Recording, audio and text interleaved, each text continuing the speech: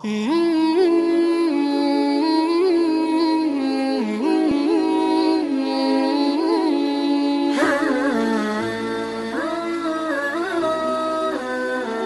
لله نحمده ونستعينه ونستغفره ونؤمن به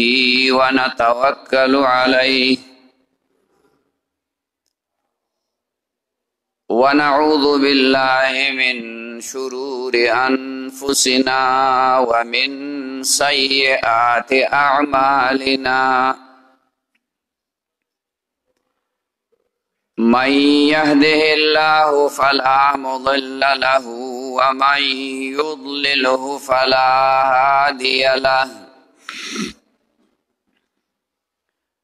ونشهد أن لا إله إلا الله وحده لا شريك له ونشهد أن سيدنا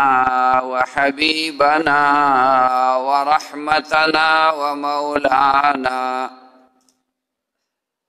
ورحمتنا ومولانا محمدا عبده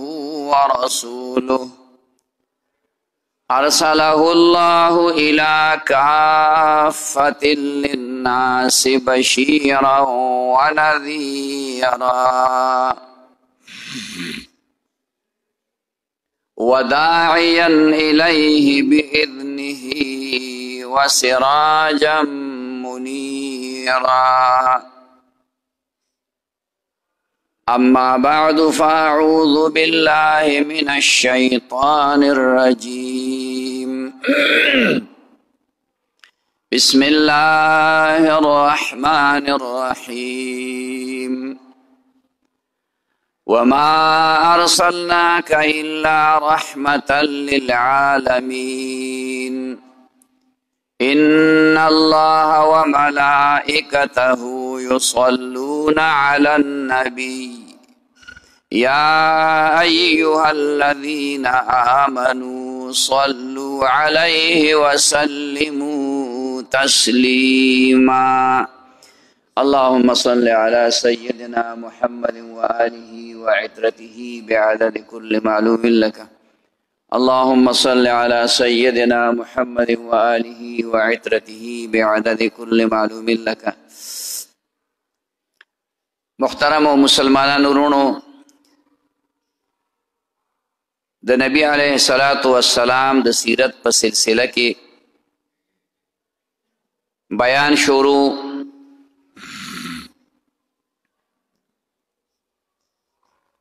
او د غزوه بدر مختصر واقعات مونږ بیان کړیو ذکر کړیو چې پاغې کې نبی علیہ الصلوۃ والسلام او صحابه کرام په ظاهر کې انتهایی د کمزورتیا په حالت کې خدا الله د طرف نه امداد راغې داغا په برکت باندې الله پاک هغه کمزورو مسلمانانو ته زبردست غلبه ورکړه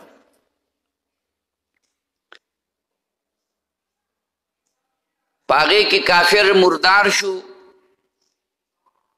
بیزتی وشوا مال دولت تلار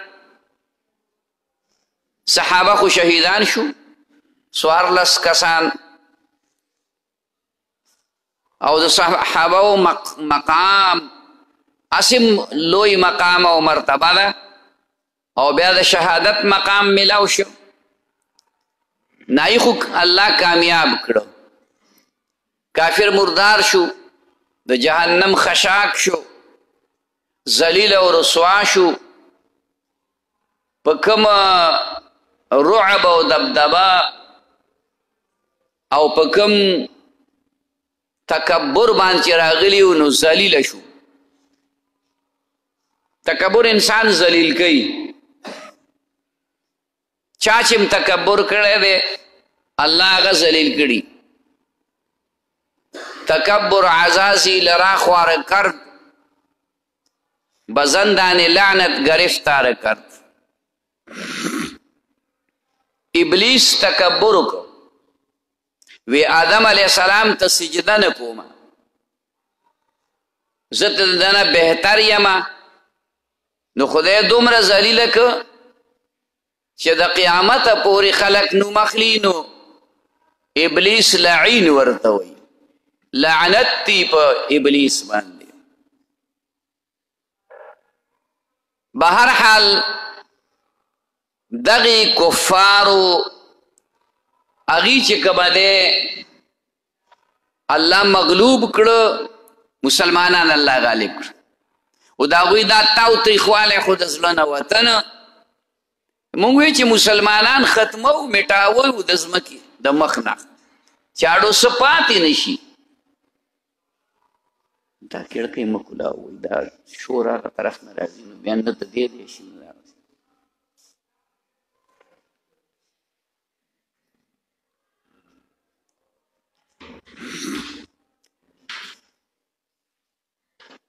نو دغه غم دا غوی د زړه نه وته نو چې کله مکې مکرمه ته لاړل نو بیا یې مشورې شروع کړې چې دا خو مونږه څه کوله خو ونه شو دا خو مونږه الټه ښه چې کوم دی رسوا شو نو د آینده وخت د پاره د جنگ تیارې شروع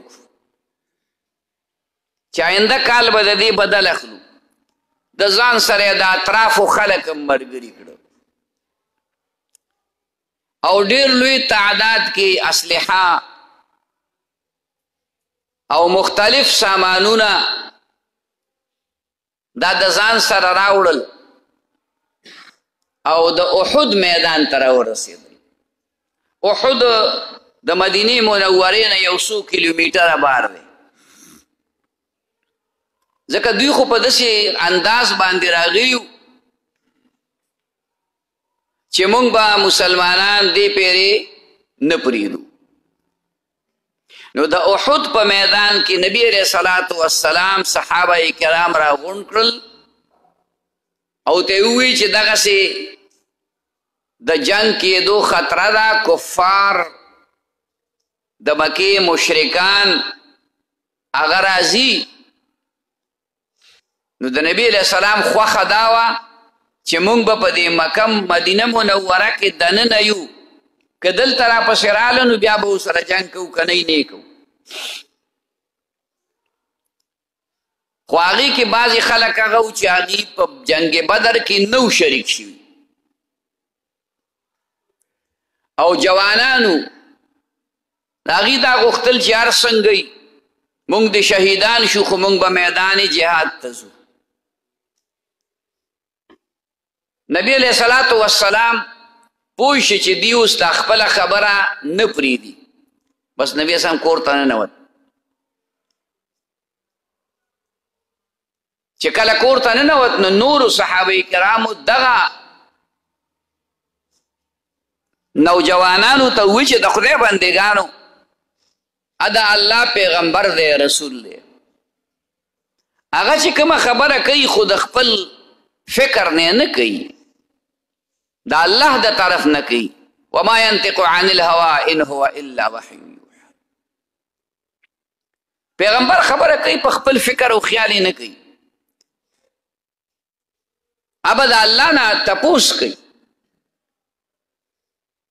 نو وی دا هغه چې دا خبره کوله چې مونږ د میدان جهاد ته نه ځو نو دا یې په دې بنیاد کوله چې د الله د طرف نه اجازت نه و تاسو نبی علیه السلام مجبور کو په دې کې نبی علیه السلام راووت زغرې اچولې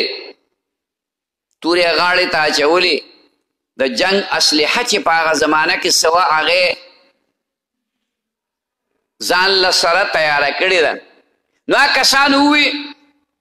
چې یاره جي مونږ نه غلطي وشوه اوس مونږه تاسو چې څنګه وایې هغسې به کوو نبي علیه السلام یې اوس نه کېږي د پیغمبر د شان مناسب نه دي چې هغه د جنگ اسلحه واچوي زغره واغوندي او بیا به کور کینی بس هغه وخت اوس تیر دی اوس چې څه وي هغه به کیږي نو میدان احد ته روان شو او لاړل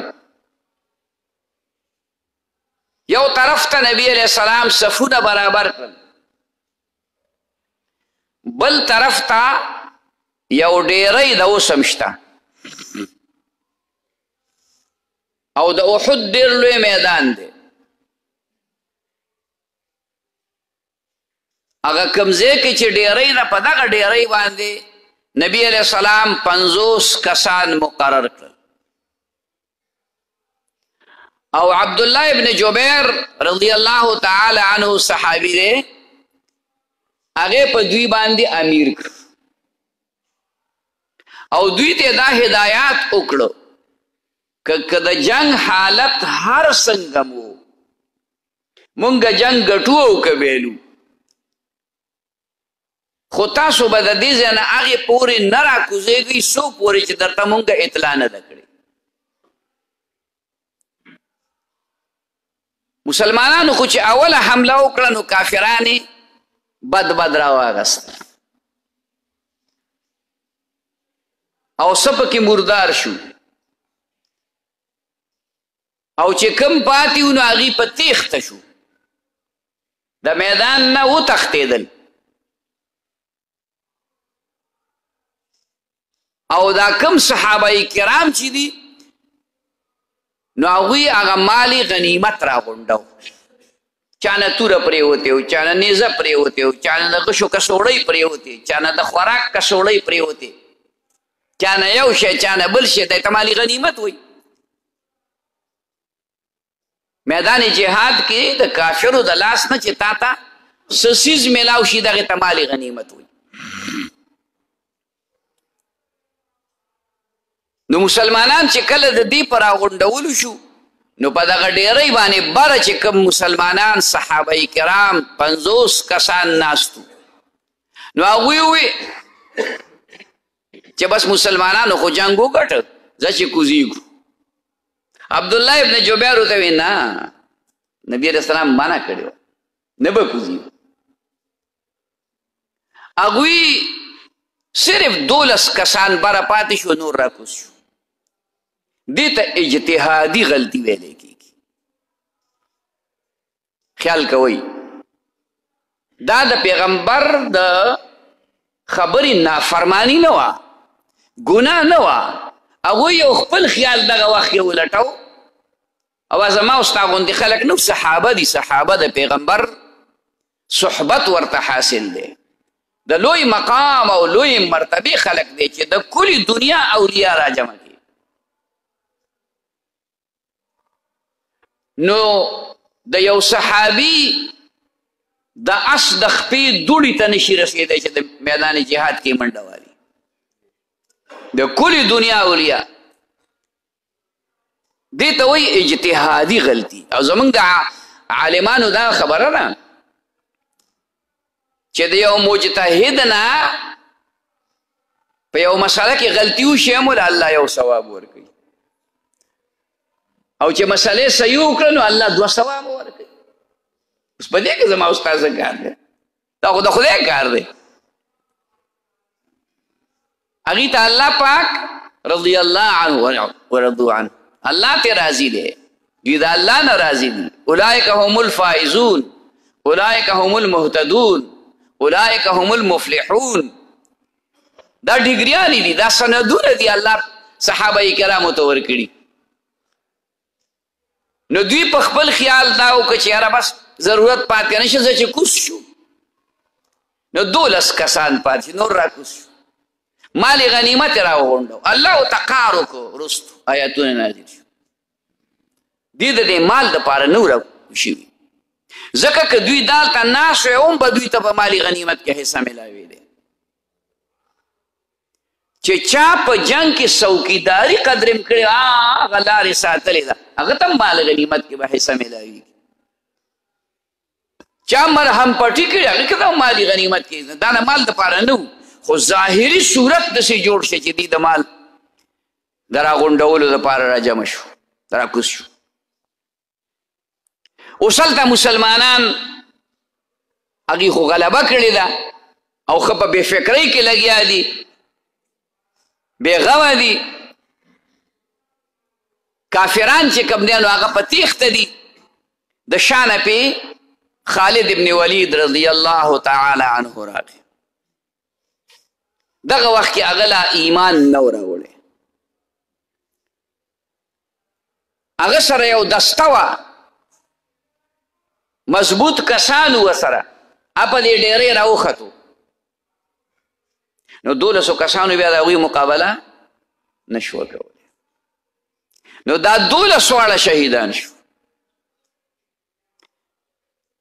12 واړه. دې طرف نه په دې ډیرۍ باندې خالد ابن ولید او د هغه ملګري راکوز شو میدان ته، او دې طرف نه کفار په تیښته و هغه را واپس شو. مسلمانان په دې منځ کې راګیر شو. چې مسلمانان په منځ کې راګیر شو، دې خوا هغوی مال غنیمت راغونډو او د دواړو طرف نه پې حملې شروع شوې، د شا د مخې د دواړو نه. نو زبردست افراتفری په میدان کارزار کې جوړه شوه، میدان احد کې جوړه شوه. تر دې پورې چې چا دا خبره مشهوره کړه چې نبی علیه الصلاة والسلام شهید کړی شو، نو منافقانو ته ایله موقع په لاس ورغله. منافقان وی تاسو خو تر اوسه پورې د پیغمبر علیه السلام دپاره جنګېدئ، اخو لاړ د دنیا نه ځئ واپس هغه خپل د پلار نیکه دین ته بت پرستۍ ته بیا ځئ. نو ډېر صحابه کرام هغوی د میدان جهاد نه واپسي شروع کړه، او ډېر صحابه کرام داسې وو چې هغوی خو موږ خو جنګېدو د دغې شمې نه ګیر چاپېره د رسول الله صلی الله علیه وسلم د هغه خدمت هم کوو، د هغه اطاعت. چې د دنیا نه لاړ نو موږ په د دنیا په زندګۍ څه کوو؟ نو هغوی په جنګ کې ورننوتل. په دې کې یو صحابي آواز وکړو، نبی علیه السلام آواز وکړو، خو هغه آواز پوره چا وانه اورېد، ځکه چې په دې دوران کې په نبی علیه الصلاة والسلام باندې چا د ګټو ګزارونه وکړو. نو په مخ مبارک کې زخم راغی او د اوسپنې کومه ټوپۍ چې په سر وه کړۍ وې پکې، هغه کړۍ په دې مخ مبارک کې ورننوته او د هغې سره د رسول الله مبارک غاښ شهید شو او وینې پرې راوبهېدې او دومره وینې د نبي علیه السلام نه لاړې چې نبي علیه السلام بیا د ودرېدو طاقت نه لره، نو پرېوته.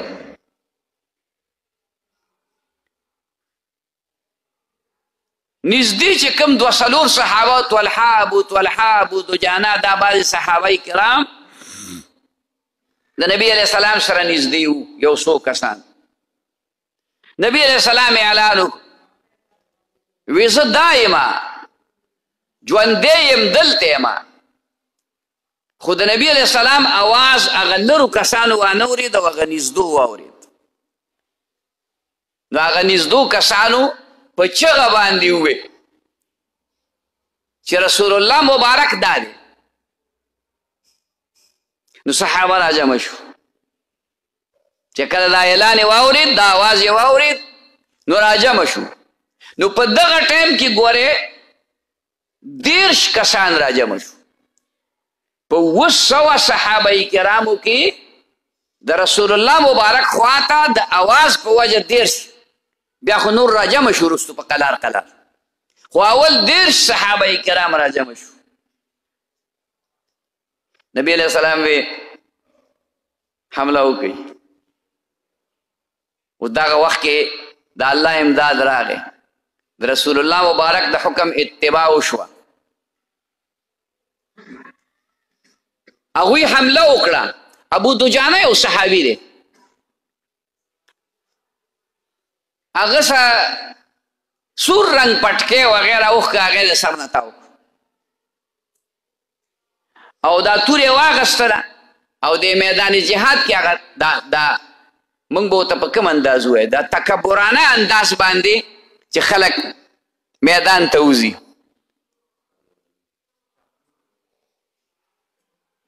فخني داسې مستی غوندې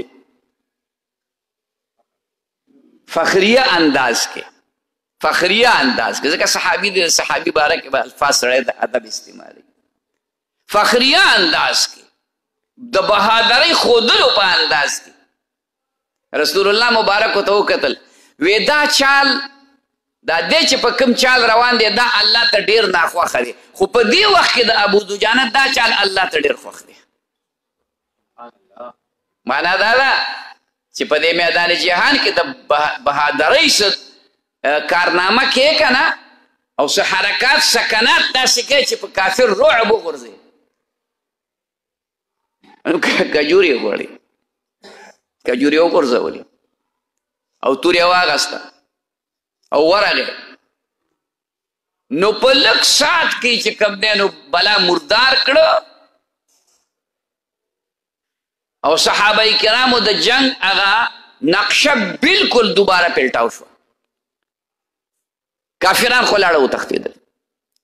چې اوس هغې وتښتېدل چې اوځې ته لاړل وی چې دا خو موږ ښه ونه کړه سړي خو رانه بیا بچ پاتې شو مسلمانان یادول دا خو بیا بچ پاتې شو ور واپس کیږو اوس هلته یې زړه نه شو کولی خو را تښتېدلي وو زړه به چېرته و نو یو سړی په لار روان و هغه ته یې وی ته خو مدینې منورې ته ځې بیا وی ورته ووایه چې مشرکان له ډېر غټ امداد راغی نور او اوس په تاسو باندې دوباره حمله کوي او نیست و نابود کوي پرېږدي نه جبریل السلام راغی نبی علیه السلام ته هغه ارامیان خو داسې وایي خو څه شته نه یارېږئ مه نبی علیه السلام اعلان وکړه لزئ ورپسې حمراء الاسد ورته وایي تقریبا د میدان جهاد نه 4-5 کیلومیټره فاصله باندې 3 میله راځي نو د هغې نه 4-5 کیلومیټره جوړي د 3 میلو پورې نبی علیه السلام هغه زخمي په زخمونو چور چور صحابه کرام هغوی وی شا به ورپسې روان شي او زوی منډې کوي هلته چې کافر خبر شو چې ویا خو دا مونږ وی چې دا لا زخمی شوي دي او دا دي او دا دي او خو راپسې اوس راځي دوه خپلې دوه پردې او زه چې تښتو اوس غلیدل او بیا رسول الله مبارک راغی صحابه کرامو ته وی چې اوس شهدا وګورئ او یا کسان د مسلمانانو نه شهیدان شو او بیا کفارو دومره ظلم کړو سید الشهدا حضرت حمزه رضی الله تعالی عنه دا غنه غوګونه پرې کړیو پوزې ته پرې کړیو هندا چې وروسته بیا مسلمانه شوه فتح مکې په موقع باندې هغې د حضرت حمزه دا سینه وشلوله زړه یې ترې راوښکه او چکونه یې پرې ولګول د ډېر تاو او غصې د وجې رسول الله مبارک فرمایل وی قسم دی که د خپلې خور ترور د حضرت حمزه د خور که د دې غم را سره نه وی نو نن مې دا خپل تره په دې میدانې جهاد کې دقسې پرېښوده چې ته شرمخان وي چا خپه خوړلی وی چا یې لاس خوړلی وی چا یو ځای چې او د قیامت په ورځ باندې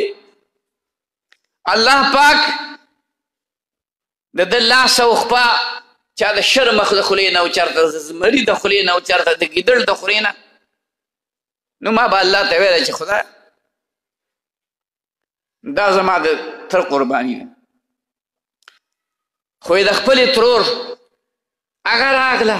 چې زه د خپل ورور ووینم. نبي علیه السلام صحابو ته ویې منې کوي چې نه راځي. که د خپل ورور دا شکل وویني نو برداشت به نه. هغې نبي علیه السلام ته سوال جواب ورکړي چې ما ته پته ده چې زما د روح سره څه شوي، دا ما ته پته ده، خو زه یو نظرینه دا سید الشهدا دی، د کلی دنیا د شهیدانو سردار دی. کفن چې سر ور لپټوي نو خپې ښکاره کېږي، او چې خپې ولپټوي نو سر یې ښکاره کېږي. رسول الله مبارک وی چې سر ولپټ کوي او په خپو ته سرګړی واچوي او بیا یې په یو قبر کې دفن کړل چې چاته قرآن ډېر یاد و هغې قبلې طرف ته که ورپسې ورپسې ورپسې. قبرونو ته مونږ ورغلي یو خو نږدې و ته څوک نه پرېږدي. ګیر چاپېره یې دنګ دیوال کړی او هغې کې جنګلې لګولي دي. بس په جنګلو کې دومره سړی وګوري وی ویني چې هغه قبرونه دي، نور ښکاري نه. زما وروڼو دا واقعات د دې دپاره مونږ ذکر کوو چې په مونږ کې هم د لږ دیني غیرت پیدا شي. صحابه کرامو خو دغه قربانۍ وي، که په یو باندې د یو صحابي په قربانو بحث کې نو ختمیږي نه. دا مونږ هسې سرسري غوندې خبرې کوو، سرسري خبرې، او دقې مقصد دپاره یې کوو چې مونږ کې هم څه دیني غیرت راشي. ګستاخان رسول دې زمانه کې ډېر پیدا شوي دي، د دین دشمنان ډېر پیدا شوي دي، د الله نافرمانه خلک، کفار، یهود، نصوارا، مشرکین، قادیانان، دا هغه خلک دی چې دا د نبي علیه السلام په شان کې ګستاخي کوي. نو موږ له پکار دا ده چې موږ نورې ستوره نشو کولی، خو چې کم از کم ځان کې اتباع سنت راولو، د پیغمبر د سنتو تابعداري په ځان کې راولو. خپل کاروبارونه، عبادتونه، معاملات، اغستل، خرڅول چې دا د سنتو مطابق، او ورسره درود شریف ډېر، څومره ډېر درود شریف ویلی شئ د ورځې نو وایئ. دا یو ډالۍ او تحفه ده رسول الله مبارک ته، الله بیا ورته رسوي او فرشته ورته بیا وایي چې فلاني د فلاني زوی د فلاني کلي هغه په تا باندې دونه پیرې درود شریف ویلی. نو د یو درود شریف په وجه الله 10 فایدې ما او تا ته راکوي. الله دې موږ ته عمل نصیب کړي. واخر دعوانا ان الحمد لله رب العالمين. ربنا آتنا في الدنيا حسنة وفي الآخرة حسنة وقنا عذاب النار. ربنا لا تؤاخذنا إن نسينا واخطأنا. ربنا ولا تحمل علينا إصرا كما حملته على الذين من قبلنا. ربنا ولا تحملنا ما لا طاقة لنا به واعف عنا واغفر لنا وارحمنا أنت مولانا فانصرنا على القوم الكافرين. وصلى الله تعالى على خير خلقه محمد وعلى آله وأصحابه أجمعين.